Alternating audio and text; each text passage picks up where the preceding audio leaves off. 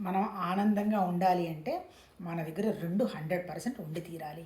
ఒకటేంటి, మన దగ్గర వండర్ఫుల్ జ్ఞానం ఉండాలి, అంటే జ్ఞానశక్తి ఉండాలి. రెండోదేంటి, ఆ జ్ఞానశక్తిని ఉపయోగించడానికి కావలసినటువంటి ప్రాణశక్తి ఉండాలి. ఈ ప్రాణశక్తి జ్ఞానశక్తి కలిపి శరీరం ద్వారా వ్యక్తమయ్యే ప్రతి పని భగవతత్వ పని అని కనుక మనం భావించినప్పుడు ఆ కర్మలో మనకి లాభ నష్టాలు ఉండవు.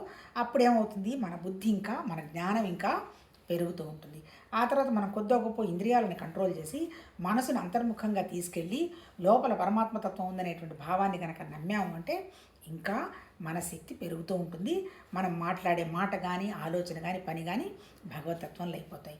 ఇంకా ఏంటి, ఉన్నదంతా ఒకటేను అనేటువంటి అనన్య భక్తితోటి కనుక మన మనసులో ఆ పరమాత్మ తత్వాన్ని కనుక మనం నింపామంటే అక్కడ కూడా మన బుద్ధికి ఉన్నటువంటి మన జ్ఞానం డెవలప్ అవుతూ ఉంటుంది. ఎందుకు ఈ జ్ఞానం, ఎందుకు జ్ఞానం అంటే మన దగ్గర వండర్ఫుల్ జ్ఞానం ఉంటేనే మన ప్రాణశక్తి మంచిగా పనిచేస్తుంది. సపోజ్ మన దగ్గర బోలెడు శక్తి ఉంది కానీ ఆలోచించే తెలివితేటలు లేవు. మనం చేసే పనులు ఎలా ఉంటాయి, క్లారిటీ లేని పనులు ఎలా ఉంటాయి, ఆర్గనైజ్డ్గా ఉండవు. దాన్ని ఏమంటారంటే, అంటే ఆర్గనైజ్డ్గా పనులు ఉన్నప్పుడు అర్థం ఏంటి, ఆ చేసే పని మీద క్లారిటీ జ్ఞానం ఉన్నప్పుడు లెక్క, అప్పుడు వండర్ఫుల్ వర్క్ జరుగుతుంది. పోనీ ఇది తీసి పడేసేయండి, పోనీ జ్ఞానమే ఉంది మనకి శక్తి లేదు, ఎన్ని ప్లాన్లు వేసి ఏం ఉపయోగం, మనం చేయడానికి కావాల్సిన శక్తి కావాలి కదా. అంటే అర్థం ఏంటి, మనం ఆనందంగా ఉండాలి అంటే ఆనందాన్ని సంతోషాన్ని మన ద్వారా ఎక్స్ప్లోర్ చేయాలి అంటే అప్పుడు మన దగ్గర ఉండాల్సింది ఏంటి అంటే జ్ఞానశక్తి ప్రాణశక్తి ఉండాలి. ఈ జ్ఞానశక్తిని ప్రాణశక్తిని ఎలా పెంచుకోవాలనే భగవద్గీత చెప్పింది. మరి ఇలా ఇవి పెరగకుండా ఉండడానికి కారణం ఏం చెప్పింది, నిరాకారమైనటువంటి పరమాత్మతత్వంతోటి వ్యక్తమైనటువంటి ప్రకృతి అనేది మాయా, పంచభూతాలు, మనసు, బుద్ధి, అహంకారం, జీవ చైతన్యం వచ్చి భగవతత్వమే.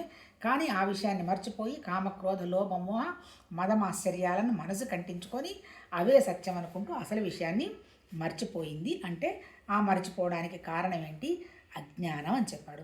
ఇప్పుడు భగవద్గీతలో ఏం చెప్పాడు, నువ్వు ఆ అజ్ఞానం తీసేసి జ్ఞానం పెంచుకున్నావు అంటే ఒక లైట్ వేస్తే వెలుగు ఎలా వస్తుందో జ్ఞానం పెంచుకుంటే అజ్ఞానం పోతుంది. మరి ఏంటి అజ్ఞానం పోతే నా ఒకళ్ళు వచ్చే లక్షణం, నువ్వు ఎందుకు వచ్చావు, నువ్వేం చేస్తున్నావు, నువ్వేం మాట్లాడుతున్నావు అనేటువంటి విషయం నీకు అవగాహన వస్తుంది. అంతకంటే నీకేం కావాలి, క్లారిటీ వస్తుంది. సత్యం ఏంటి అసత్యం ఏంటి అనేటువంటి విషయాన్ని నువ్వు అర్థం చేసుకోగలుగుతావు. మరి నిజం చెప్పాలంటే ఒక్క విషయం గుర్తుపెట్టుకోవాల్సింది ఏంటంటే, ఇప్పుడు ఈ వస్తున్నటువంటి భావాలు గోలలు ఇవన్నీ ఎక్కడ నిజంగా పరమాత్మతత్వానికి ఏం గొడవ లేదు, శరీరానికి ఏం లేదు. నాది నేను అనేటువంటి కర్తృత్వ భావనే, నేను జీవత్వం అనేటువంటి భావనే అన్ని టెన్షన్స్కి మూలం. ఈ భావం ఎక్కడుంది, మనసులో ఉంది. దానికి కారణం ఏమంటున్నాడు, వాసనలు, సంస్కారాలు, కోరికలు అంటున్నాడు. ఆ కోరికలను నువ్వు గుర్తించి తొలగించు.